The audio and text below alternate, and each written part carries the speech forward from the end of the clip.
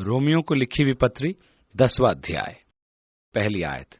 भाइयों, इज़राइल के लिए मेरी हार्दिक अभिलाषा और परमेश्वर से प्रार्थना है कि वे उद्धार पाएं, क्योंकि मैं उनकी गवाही देता हूं कि उनको परमेश्वर के लिए धुन रहती है, परंतु बुद्धिमानी के साथ नहीं। उनमें परमेश्वर के लिए उत्साह भरा है। उनमें से कुछ में तो ऐसी धुन सवार थी कि हाल में उन्होंने यरूशलेम के मेयर को एक दिन पीट डाला, क्योंकि प्रशासन के आदेशानुसार उसने यरूशलेम को सब्त के दिन बंद नहीं करवाया। मेयर ने यरूशलेम के फाटकों के कुछ भागों को तो बंद करवा दिया और अन्य कुछ भागों को खुला रखा कि गाड़ियां अंदर आ जा सके। अतः उन्होंने उसे पीट दिया। कहने का अर्थ यह है कि परमेश्वर के प्रति उनका उत्साह देखिए, परंतु बुद्धिमानी के अनुसार नहीं है। और चौथी आयत में, क्योंकि वे परमेश्वर की धार्मिकता से अनजान होकर और अपनी धार्मिकता स्थापित करने का यत्न करके परमेश्वर की धार्मिकता के अधीन न हुए, क्योंकि हर एक विश्वास करने वाले के लिए धार्मिकता के निमित्त मसीह व्यवस्था का अंत है। पौलुस ने यहूदियों के लिए जो घोषणा की थी वो आज भी सत्य है।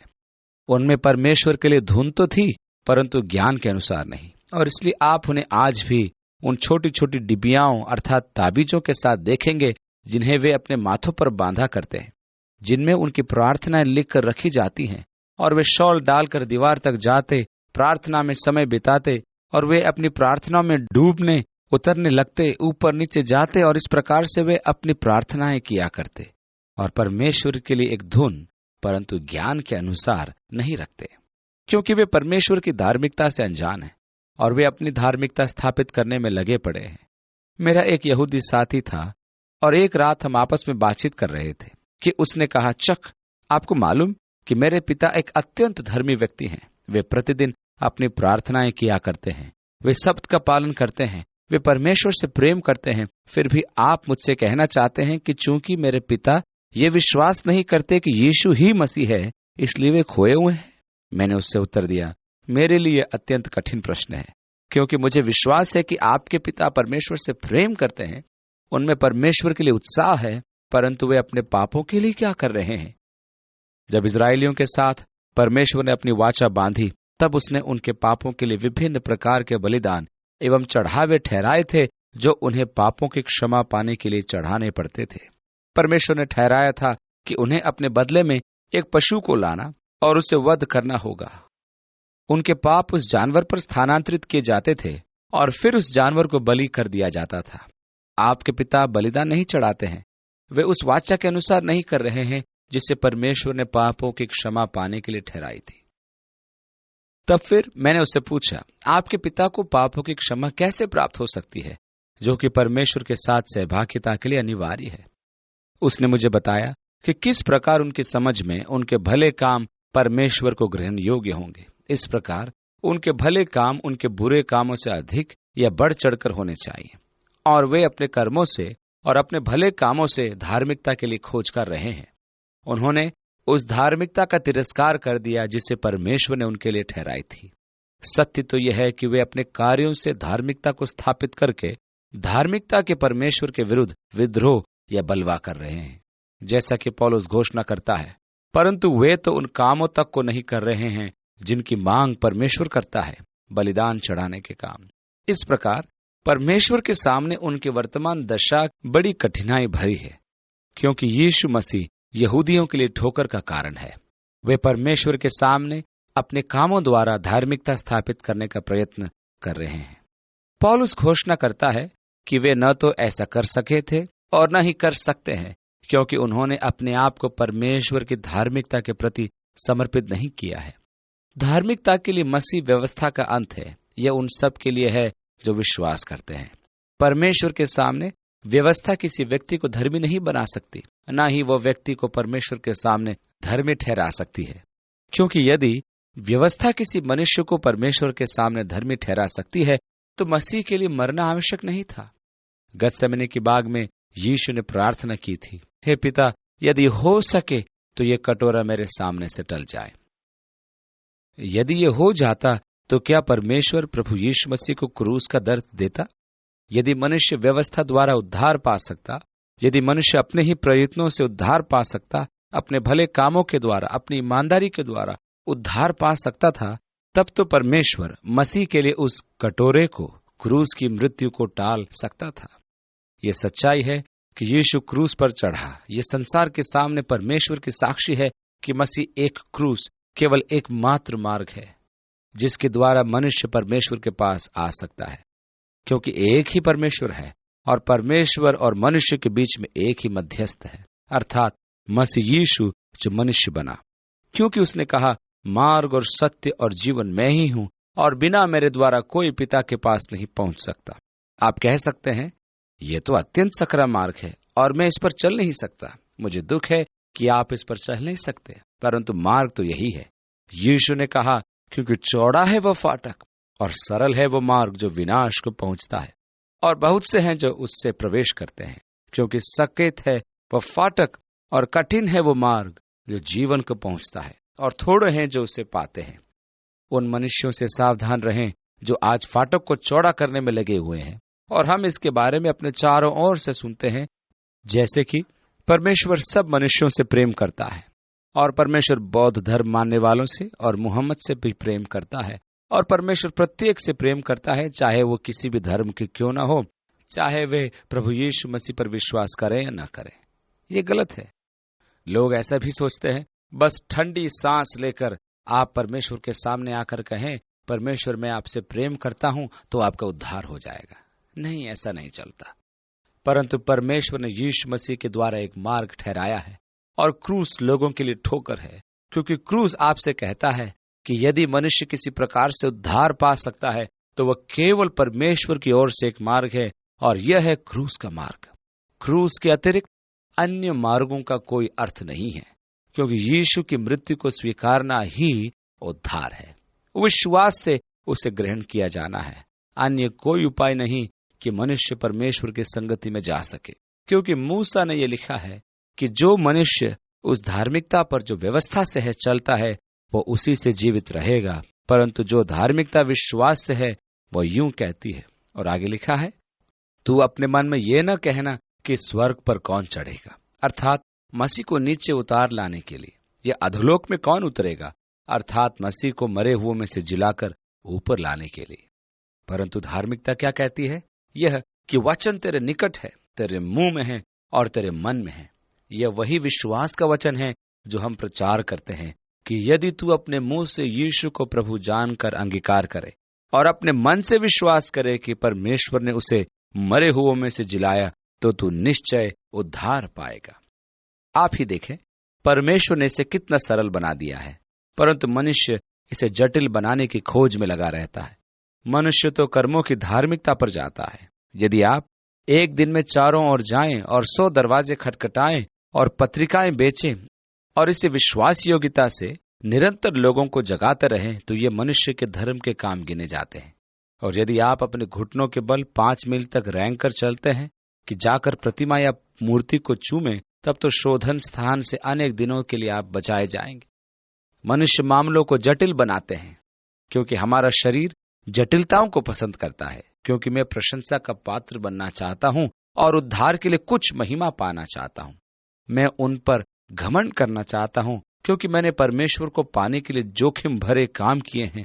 मैंने बहुत त्याग सहा और हम कहना चाहते हैं और हमारे नाम को ऊंचा उठाना हम चाहते हैं, परंतु ना तो अभी और ना ही उस अनंत काल में घमंड करने का कोई कारण हमारे पास होगा। जब हम स्वर्ग में जाएंगे और जब मैं सिंहासन के सामने उसमें पूर्ण बनाया जाकर खड़ा होऊंगा, तो मैं वही पुराना गीत फिर से गाऊंगा, यीशु ने मूल्य चुकाया, उसका ऋणी मैं हूं। उसने मेरे लिए अपनी जान दी और मैं पापों से बचाया गया।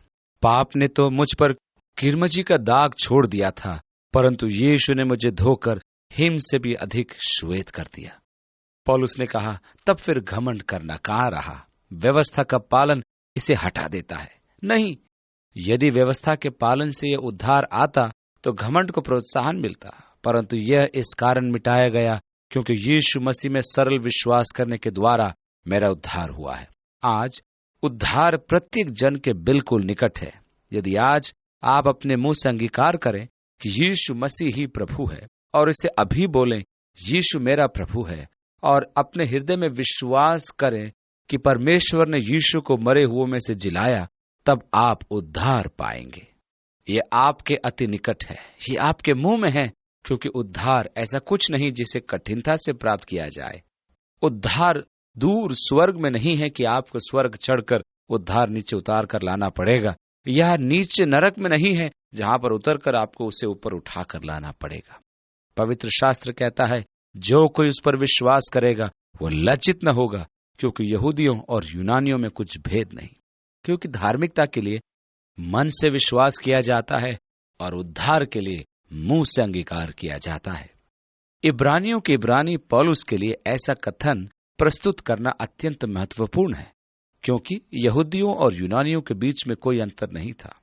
जहां तक उद्धार का प्रश्न है, यह संबंध है, यह यहूदियों एवं यूनानियों के लिए एक समान सरल है, इसलिए कि वह सबका प्रभु है और अपने नाम लेने वालों के लिए वो उद्धार है।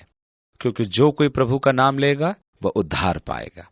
अब ये दिलचस्प बात है, क्योंकि पौलुस ने कुछ ही देर पहले ये बात बताई थी कि परमेश्वर उन पर दया करेगा जिन पर वो दया करना चाहता है, और उन्हें कठोर करेगा जिन्हें कठोर करना चाहता है। वो परमेश्वर की उस प्रभु सत्ता पर बोलता है जिसे उसने चुना, जिससे कि ये चुनाव प्रभावी हो सके। परंतु अब वह मुड़कर कहता है, क्योंकि जो कोई प्रभु का नाम लेगा वो उद्धार पाएगा। अब जब आप प्रभु का नाम लेते हैं, तब परमेश्वर सूची में नामों को नहीं देखता कि आपका नाम उन नामों में है जिन्हें उसने चुना है, और कहता है, मुझे दुख है कि तुम्हारा नाम सूची में नहीं है। नहीं, ये प्रत्येक मनुष्य के लिए द्वार खोलता है। इससे कोई फर्क नहीं पड़ता कि आप कौन हैं, आप चुने हुए हैं या नहीं। परमेश्वर की प्रतिज्ञा आपके लिए है, यदि आप प्रभु का नाम लेते हैं तो आप उद्धार पाएंगे। आप कहेंगे, मैं इस प्रतीक्षा का सामंजस्य परमेश्वर के दिव्य चुनाव के साथ नहीं कर पाता हूं। कोई भी ऐसा कह सकता है, परंतु परमेश्वर ने मुझे सामंजस्य बैठाने के लिए नहीं बुलाया, उसने तो मुझे केवल उस पर विश्वास करने के लिए बुलाया है। मैंने वर्षों तक इन दोनों बातों में मेल बिठाने का प्रयास किया, और मैं मानसिक व्यायाम की सीमा तक पहुंचकर थका मंदा हो गया। एक दिन मैं अपने दफ्तर में रोमियो की पुस्तक का अध्ययन कर रहा था। मैं अत्यंत बेचैन और व्याकुल होकर मैंने अपनी बाइबल नीचे रख दी और कहा, परमेश्वर, मैं इनमें मेल नहीं करा सकता। और मैं उठकर कमरे से बाहर आ गया। मैं तो हिम्मत हार चुका था। जब मैं कमरे से बाहर निकल रहा था तो परमेश्वर ने कहा, मैंने तुझसे मेल करने के लिए नहीं कहा था, मैंने तो तुझसे केवल यह कहा था कि इस पर विश्वास कर। अतः मैंने इस पर विश्वास किया। मैंने विश्वास किया कि चाहे किसी को चुना गया हो या नहीं, पहले से ठहराया गया हो या नहीं, यदि आप प्रभु का नाम लेंगे तब आप उद्धार पाएंगे। ये परमेश्वर की प्रतिज्ञा है। इसलिए अब हमारे पास परमेश्वर की दिव्य प्रभु सत्ता है, परंतु हमारे पास मनुष्य का उत्तरदायित्व भी है। और आप तब तक उद्धार नहीं पा सकते जब तक कि आप प्रभु का नाम न लें। जो कोई प्रभु का नाम लेगा वो उद्धार पाएगा। यहाँ एक संतुलन है और आपको इसे बनाए रखना है। आप चरम सीमाओं से बचें, पर संतुलन बनाए रखें। आप जॉन कैल्विन की तरह पूर्व निर्धारित सिद्धांत की ओर न हो जाएं कि आप इस चुनाव और पूर्व नियति के केंद्रीय सत्य को ही न खो दें। चरम सीमाओं के बीच में केंद्र पर सत्य निहित होता है। हाँ, यह वह सत्य है कि परमेश्वर प्रभुता संपन्न है। हाँ, परमेश्वर ने चुना है और चयन किया है और पहले से ठहराया है। हाँ, जो कोई प्रभु का नाम लेगा वो उद्धार पाएगा। ये दोनों सत्य हैं। इसलिए आप ये मेल नहीं कर सकते कि दोनों सत्य कैसे हैं। आज आप चाहे कुछ भी क्यों ना कर लें, उद्धार आपके निकट है। बस आपको केवल इतना करना है कि प्रभु का नाम स्वीकारना है और आप उद्धार पाएंगे। परंतु दिलचस्प प्रश्न यह है कि वे प्रभु का नाम कैसे लें। वे उसका नाम कैसे लें जिस पर उन्होंने विश्वास ही नहीं किया, और उस पर कैसे विश्वास कर सकते हैं जिसके बारे में उन्होंने सुना तक नहीं। और वे कैसे सुन सकते हैं जब तक कि वे प्रचारक से सुने नहीं, और वे तब तक कैसे प्रचार करें जब तक कि भेजे न जाएं। अब यहाँ पर हमारे लिए मिशनरी गतिविधि का आधार है। ये कलीसिया द्वारा किया जाना चाहिए। यीशु मसीह के द्वारा परमेश्वर के अनुग्रह को पा लेने, सुन लेने, जान लेने के बाद हम इस बात के लिए बाध्य हैं कि संसार ठीक इसी अनुग्रह को जान सके, अर्थात हमारे द्वारा संसार को परमेश्वर के अनुग्रह के बारे में जानने दे। मेरा एक बहुत अच्छा मित्र कीथ एरिक्सन है, जिसे मैं प्रभु में बहुत प्यार करता हूँ। वो और उसकी पत्नी दोनों ही बड़े सुंदर लोग हैं। सैंटा मोनिका नामक शहर में उनका घर है और वे वहां पर बाइबल अध्ययन कराया करते हैं। और फिर एक दिन मैंने टेलीविजन पर कीथ को अपनी साक्षी देते सुना और उसने कहा दक्षिण कैलिफोर्निया में रहते और एक कॉलेज के कैंपस में रहते उसने 24 साल तक प्रभु यीशु मसीह का नाम नहीं सुना था, क्योंकि इससे पहले किसी ने कभी उसे बताया ही नहीं था। नहीं, कहीं तो गड़बड़ है कि परमेश्वर का वचन बाहर नहीं फैल रहा। 14वीं आयत में, फिर जिस पर उन्होंने विश्वास नहीं किया उसका नाम वे कैसे ले, और जिसके विषय में सुना नहीं उस पर कैसे विश्वास करे। कैसे उसके बारे में सुन सकते हैं जब तक कि कोई उन्हें प्रचार न करे या उन पर सत्य की घोषणा न करे, और वे इसकी घोषणा कैसे करें जब तक कि भेजे ना जाएं। इसलिए मिशन का ये एक आधार है, सुना जाना, विश्वास किया जाना, जान लेना। हम उन्हें बाहर भेजने के उत्तरदायी हैं कि वे जाकर इस महिमा में उद्धार और धार्मिकता के बारे में लोगों को बताएं, जिसका प्रावधान परमेश्वर ने सब मनुष्यों के लिए किया है।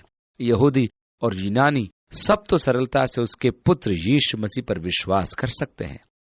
16वीं आयत में जैसा लिखा है, उनके पांव क्या ही सुहावने हैं जो अच्छी बातों का सुसमाचार सुनाते हैं। सच में ये वाक्य क्या ही प्रिय है। इसी कारण मैं सुसमाचार प्रचार सेवा को बहुत चाहता हूँ। मैं इस विशेष अधिकार को धन्य मानता हूँ कि मुझे भली बातों के सुसमाचार सुनाने को अवसर मिला है। अब आप इन्हें टेलीविजन पर नहीं पाएंगे, न ही इन्हें संध्या समाचार पत्रों में या सांसारिक पत्रिकाओं में पाएंगे। समाचार देखना या ताजी प्रतिष्ठित पत्रिका पढ़ना अच्छी बात है, परंतु ये सुसमाचार आपको वहां पर नहीं मिलेगा। एक शांति और जीवन का समाचार, आनंद का समाचार पवित्र शास्त्र में यह है कि परमेश्वर ने जगत से इतना प्रेम किया कि अपना इकलौता पुत्र दे दिया, ताकि जो कोई उस पर विश्वास करे वो नाश न हो बल्कि अनंत जीवन पाए। परमेश्वर का सनातन जीवन और परमेश्वर के अनंत राज्य की महिमा का संदेश और परमेश्वर के संतान के रूप में परमेश्वर के वारिस और यीशु मसीह के संगी वारिस उस महिमामय युग में राजाओं और याजकों के रूप में जो एक शांति के आनंद के सुसमाचार के रूप में आ रहा है। परंतु वे सब जो सुनते हैं मानते नहीं। उन सब ने सुसमाचार का विश्वास नहीं किया, क्योंकि उन्होंने कहा, और आगे लिखा है, हे प्रभु, किसने हमारे समाचार पर विश्वास किया है? अतः विश्वास सुनने से और सुनना मसीह के वचन से होता है। व्यक्ति तब विश्वास नहीं कर सकते जब तक कि वे सुनते नहीं। विश्वास सुनने से आता है, परमेश्वर के वचन के सुनने से। ये परमेश्वर के वचन द्वारा होता है कि वे परमेश्वर को जानते हैं। परमेश्वर को जानने पर हम परमेश्वर में विश्वास एवं भरोसा करने पर आते हैं। मेरे हृदय में विश्वास की उन्नति के लिए परमेश्वर का वचन अनिवार्य है। बहुत बार लोग कहते हैं, ओह, मैं चाहता हूं कि मुझ में अधिक विश्वास होता, और मैं सोचता हूं कि अपने विश्वास की कमी के कारण हम प्राय परमेश्वर का अनादर करते हैं। मैंने कई बार लोगों को कहते सुना है, हे प्रभु, विश्वास करने में मेरी सहायता कर, बस सहायता करें कि मैं विश्वास करूं। मुझे आश्चर्य होता है कि जब संध्या समय में मैं घर जाऊंगा और मानो मैं कहूं, प्रिय, मैंने तय किया है कि आज रात को मैं तुम्हें खाना खिलाने बाहर ले जाऊंगा। सोचो, हम बाहर जाएंगे और बढ़िया भोजन करेंगे। अब मान लीजिए मेरी पत्नी मुझसे कहे, काश कि मैं इस बात पर या तुम पर विश्वास कर पाती।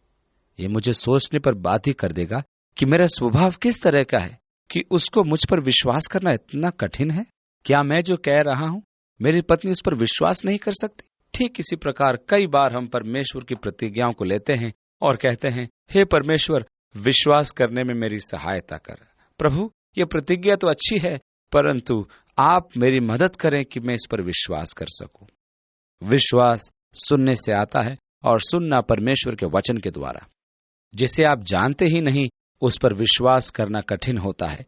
जब कोई व्यक्ति मेरे पास आता और मुझसे कहता है, परमेश्वर पर विश्वास करने का वह मेरा सबसे कठिन समय रहा, जो कुछ वे कह रहे हैं उसके द्वारा मैं परमेश्वर को ठीक रीति से नहीं जान पाता। क्योंकि यदि आप जानते हैं कि कैसे बताना है, तब तो परमेश्वर में भरोसा या विश्वास दिलाना सहज हो जाता है। आप परमेश्वर को कैसे जान सकते हैं? उसके वचन के द्वारा, क्योंकि इसी के द्वारा उसने हम पर अपने आप को प्रकट किया है। इसलिए विश्वास सुनने से आता है, और सुनना परमेश्वर के वचन के द्वारा आता है। यदि आप चाहते हैं कि आपका विश्वास बढ़े, तो परमेश्वर के वचन का अध्ययन करें। 18वीं आयत में आगे लिखा है, उनके स्वर सारी पृथ्वी पर और उनके वचन जगत की छोर तक पहुंच गए हैं। हाँ, उन्होंने यीशु मसीह की कहानी सुनी है। संसार के समस्त यहूदी समुदायों में यीशु की कहानी पहुंच चुकी है। मैं फिर कहता हूं, क्या इजरायली नहीं जानते थे? पहले तो मूसा कहता है, मैं उनके द्वारा जो जाति नहीं तुम्हारे मन में जलन उपजाऊंगा, मैं एक मूढ़ जाति के द्वारा तुम्हें रिस दिलाऊंगा। परमेश्वर अन्य जातियों के मध्य में अपने कार्यों से जाना गया। अपने अनुग्रह और प्रेम और आशीषों के उंडेले जाने से वह यहूदियों की ईर्ष्या को उभारता है, जिससे कि यहूदी यीशु मसीह के द्वारा परमेश्वर को खोजें। जब वे देखें कि परमेश्वर किस ढंग से मसीह विश्वास को आशीष देता है और परमेश्वर के लिए उनका प्रेम और यीशु मसीह के लिए उनका प्रेम कितना अधिक है, तब वे अन्य जातियों को वाचा एवं अनुग्रह एवं आशीष और परमेश्वर की महिमा को पाते देखेंगे और वे जलन से भर उठेंगे। जैसा कि रोमियो की पुस्तक का अध्ययन करते हुए मैंने हाल ही में अपने होशियार पौत्री के उदाहरण से समझाना ठीक समझा था। मैं उसे बहुत प्यार करता हूँ। वैसे तो मैं सभी नाते पोतों से बहुत प्यार करता हूँ, परंतु ये छोटी पौत्री बहुत ही प्यारी है और वो मुझे बहुत परेशान करती है, क्योंकि वो जानती है कि वो मुझे उंगली पर नचा सकती है और वो इसका पूरा लाभ उठाती है। वो नितांत स्वतंत्र तरीके की है, इसलिए अधिक समय वो मेरे साथ खेलना, रहना और खाना पसंद करती है। यदि दूसरे नाती पोते मेरे पास आ जाएं, तो वह उन्हें ढकेल कर मुझसे आ चिपकती है। मैं क्या करता हूँ कि जब दूसरे नाती पोते आते हैं तो उससे बहुत प्यार जताने लगता हूँ और वह जलन से भरकर मेरे पास दौड़कर चली आती है। मुझे ये बहुत अच्छा लगता है, क्योंकि मैं इस गुड़िया सी बच्ची का दीवाना हूँ और उसे अपने निकट लाने के लिए उस पर जलन उत्पन्न करवाना आवश्यक कई बार समझता हूँ। परमेश्वर भी यहूदियों के साथ ठीक ऐसा ही कर रहा है। वो अभी भी यहूदियों से प्रेम करता है, फिर चाहे परमेश्वर की धार्मिकता का मार्ग कितना ही स्वतंत्र क्यों न हो, परंतु परमेश्वर अभी भी उनसे प्रेम करता है और यही कारण है कि वह आपको आशीष देता है। और 20वीं आयत में आगे लिखा है, यशायाह ने कहा, जो मुझे ढूंढते नहीं थे उन्होंने मुझे पा लिया, और जो मुझे पूछते भी न थे उन पर मैं प्रकट हो गया। पर यह जाति मूर्ख है, इसलिए मेरा क्रोध उस पर भड़का है कि उनमें ऐसी जलन उत्पन्न हो कि वे वापस मेरे पास लौट आए। इसलिए यशायाह इज़राइल के विषय में यह कहता है, मैं सारा दिन अपने हाथ एक आज्ञा न मानने वाली और विवाद करने वाली प्रजा की ओर पसारे रहा, परंतु उन्होंने अपने परमेश्वर से पीठ फेर ली और उनके हटीले मन और मनमानी करने के कारण यह हुआ। इसलिए परमेश्वर का अनुग्रह और दया अन्य जातियों की ओर बढ़ाई गई, फिर भी वो यहूदियों की ओर अपने हाथ पसारे रहता है, उनकी अनाज्ञाकारिता के बाद भी, क्योंकि उन्होंने यीशु मसीह के द्वारा परमेश्वर के पास आने से इनकार कर दिया। तो क्या इसका मतलब है कि परमेश्वर ने हमेशा के लिए उन्हें निकाल दिया? नहीं, क्योंकि इसके बारे में हम 11वें अध्याय में देखेंगे कि परमेश्वर के पास अभी भी एक योजना है कि यहूदियों को उद्धार में लाया जाए। जब आप प्रभु के साथ चलते हैं तो प्रभु आपके साथ रहे और प्रभु की आशीषें आपके जीवन के चारों ओर बनी रहें। काश कि आप उसके आनंद, उसके सामर्थ्य, उसकी उपस्थिति, उसकी महिमा का अनुभव दिन पर दिन करते जाएं। आप यीशु मसीह के साथ चलने में उसकी महान विजय का अनुभव करना आरंभ कर दें, क्योंकि वह आपको अपने मन की इच्छा के व्यक्ति के रूप में ढालना चाहता है, जैसा कि वह चाहता है कि आपको बनाए, और वह आपको यीशु मसीह के स्वरूप में बनाना चाहता है। परमेश्वर आपको आशीष दे और इस सप्ताह आपके जीवन में विशेष रूप से कार्य करे। जब आप उसके वचन का अध्ययन करते हैं तो आपका विश्वास बढ़ता जाएगा और आपको आशीष मिलती जाएगी। आमीन।